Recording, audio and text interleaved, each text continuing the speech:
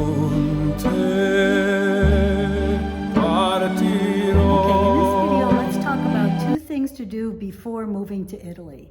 First things first, moving to a foreign country is not like moving from New York to California or California to Arizona. There is a language difference, and you will not run across many Italians who speak English. So if you want to move here, it's important to learn some Italian before you come. This is because it'll make your life more enjoyable. A buongiorno here and a grazie there goes a long way in Italy, and a few Italian phrases to start will take you even further. And it doesn't matter how good you are, if you try, Italians will help you. Many friends have helped me, corrected me, made suggestions, and in the end, I'm still not very good at speaking Italian. But when I lament about it, they tell me that I communicate perfectly well, and that's all that counts. Some even tell me that they prefer my American accent, so it is what it is. At a certain age, I'm going for communication and not perfection. But my imperfection is not stopping me to live where I want to live. Now, if you want to live in Italy, speaking the language isn't all you need. You have to read the language as well.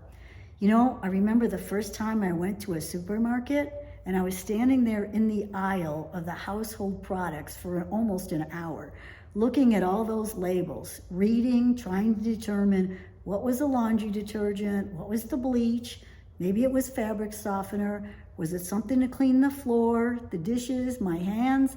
You know, I just left with a headache, and I bought stuff I didn't need, and when I got home, I looked up cleaning products' names in the Italian-English dictionary and learned them before I went back.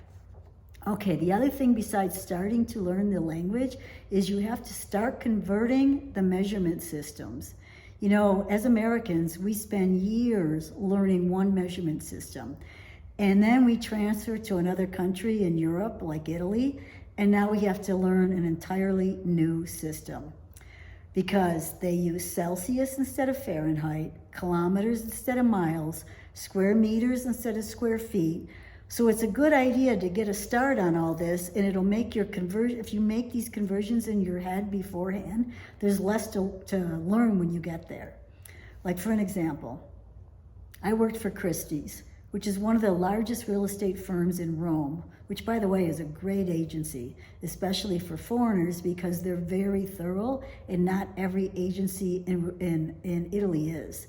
But anyway, when someone would ask the square meters of an apartment or how high a ceiling was, I had to recalculate in my head from square feet to square meters or from feet to meters. And I'm not good at math, so I either had to preview the apartment beforehand or was very slow in responding. To get the picture? And then let's talk about when you don't feel well. In America, you know that your normal body temperature is 98.6 degrees Fahrenheit, but you take your temperature in Italy and it says 39. Well, that's in Celsius. So do you have a temperature? Well, yeah, you do, because normal is 37. So you do have a temperature, so you just need to get used to the numbers and in calculating in Celsius instead of Fahrenheit. Anyway, you also need to set the room temperature as well. In winter, my thermometer was set at 20, and I didn't know exactly what that meant. So I did the conversion, and I realized it was 68 degrees, so that was normal, that was okay for me. But I had to get used to seeing the number 20. Same goes for the outside temperature. 0 degrees Celsius equals 32 degrees Fahrenheit, which is freezing.